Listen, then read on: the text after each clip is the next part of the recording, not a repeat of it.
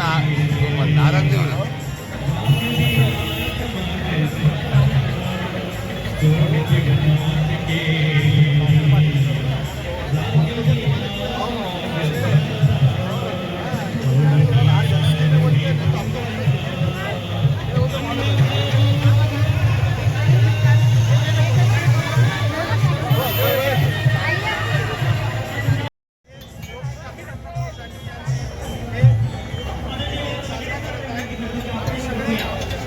घराघरी लोकांना विनंती करतो.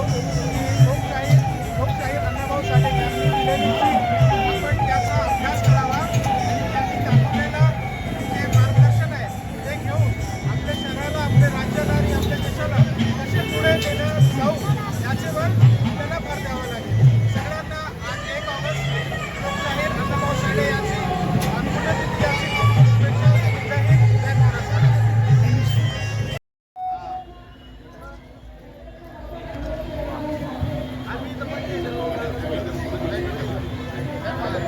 हॅलो, या ठिकाणी माननीय आमदार अतुल सावे यांना विनंती करतो की त्यांनी या ठिकाणी शुभेच्छा द्यायच्या आहे. त्यांना मी एक पण सांगू शकतो की या ठिकाणी आपण अण्णाभाऊ साठे सभागृहाची जागा महानगरपालिकेकडून आपण मंजूर करून घेतली 15 ते 20 वर्ष आले साहेब, पण कोणी आमचा प्रतिनिधी नसल्यामुळे, आमदार खासदार नसल्यामुळे आतापर्यंत सभागृह होऊ शकलं नाही. आपल्याला विनंती काय आहे का आपण आहे, आपले मुख्यमंत्री आहे आणि पंतप्रधान सुद्धा आहे, आपण या ठिकाणी अण्णाभाऊ साठे यांचं भव्य सभागृह लोकांशी बांधावं अशी मी या ठिकाणी समितीवरती विनंती करतो.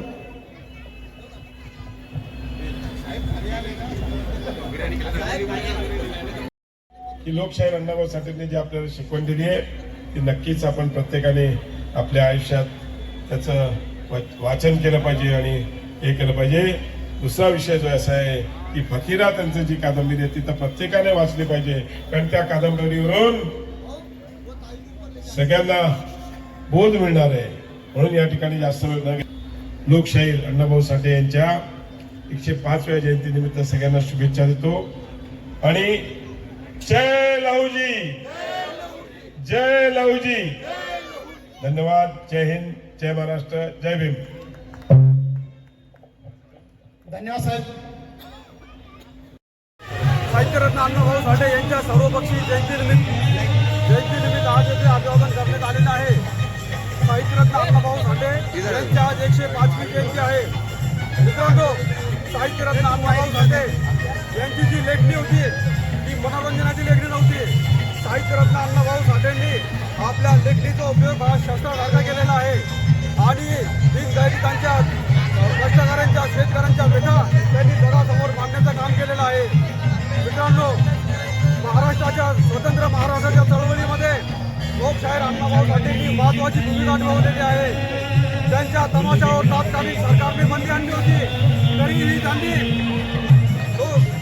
लोकनाट्य सोडून पथनाट्याद्वारे जनजागृती केलेली आहे आणि या स्वतंत्र महाराष्ट्राला निर्मितीसाठी त्यांनी महत्त्वपूर्ण योगदान दिलेले आहे. भारताच्या स्वातंत्र्याच्या 13 वर्षानंतर महाराष्ट्राची निर्मिती झालेली आहे. शाहीर जवानकर, अण्णाभाऊ साठे आणि अमर शेख या त्रिकुटांनी खूप मोठं योगदान या महाराष्ट्राची निर्मिती केलेलं आहे. त्यांच्या या जयंतीनिमित्त मी परत एकदा आपल्या सर्वांना हार्दिक हार्दिक शुभेच्छा देतो. धन्यवाद.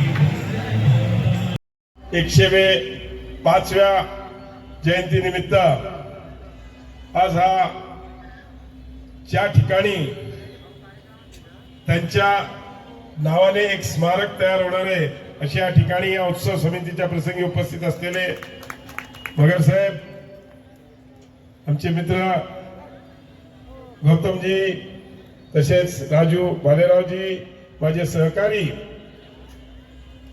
जालिंदर भाऊ, नाडेजी,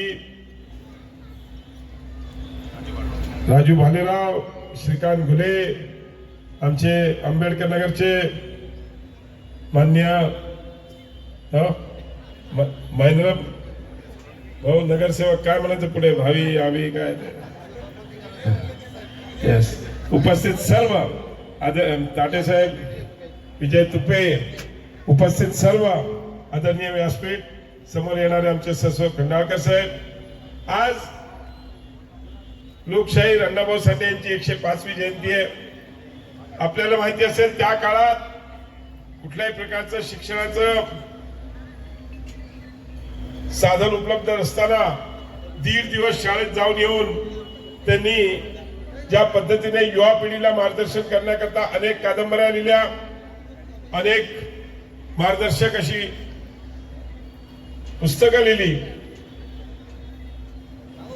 गाणी लिहिली आणि आज मी या ठिकाणी जास्त बोलणार नाही, एवढेच